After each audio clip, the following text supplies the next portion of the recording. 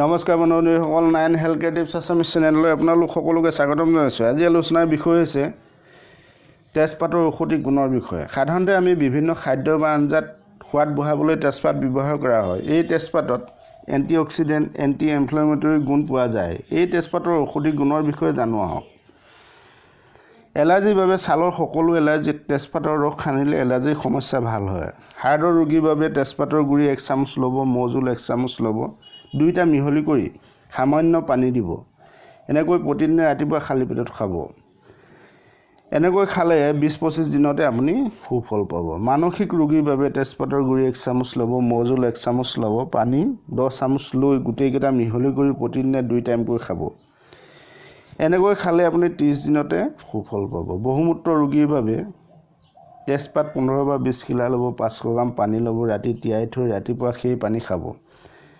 এনেকৈ খালে আপুনি 3 মাহতে সুফল পাব। বায়ু ৰোগ বা বদহজমি, পেটৰ বিষৰ বাবে 3-4খন তেজপাত 1 গিলাচ পানীত দি উতলাই চাহৰ নিচিনাকৈ ৰাতিপুৱা খাব। এনেকৈ খালে 10-15 দিনতে আপুনি সুফল পাব। মহিলাৰ ঋতুস্ৰাৱৰ সময়ত পেট বিষ হোৱা, অধিক ব্লিডিং হোৱা, ঋতুস্ৰাৱ খোলোচাকৈ নোহোৱাৰ বাবে 3-4খন তেজপাত ল'ব, 1 গিলাচ পানীত ৰাতি তিয়াই থৈ ৰাতিপুৱা গৰম কৰি 1 কাপ হ'লে চাহৰ নিচিনাকৈ খাব লাগে।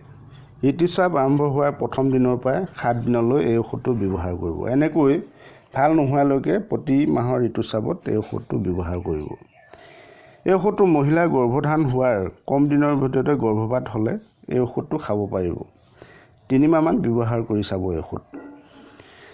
দেহত বেছি গৰম অনুভৱ হ'লে তেজপাতৰ পানী খাব বা চাহ খাব। পেচাবৰ সমস্যা বা বিষৰ সমস্যাৰ বাবে নিয়মিত আমি খোৱা খাদ্যত প্ৰস্তুত কৰোঁতে তেজপাত ব্যৱহাৰ কৰিলে সুফল পাব। তেজপাত ব্যৱহাৰ কৰাৰ ফলত আমাৰ দেহত দূষিত পদাৰ্থবিলাক বাহিৰ কৰে আৰু হজম শক্তি বঢ়ায়। গেছৰ সমস্যা, কিডনী পাথৰৰ সমস্যা, হাড়ৰ সমস্যা, গাঁঠি বিষ, চুলি উফিৰ সমস্যা, দাঁতৰ পৰা তেজ ওলোৱা সমস্যা, পাইলছ ৰোগ আদিত তেজপাতৰ 3-4খন আৰু 1 গিলাচ পানীত চাহ বনাই খালে বা নিয়মিত খাদ্যত তেজপাত ব্যৱহাৰ কৰিলে আপুনি সুফল পাব।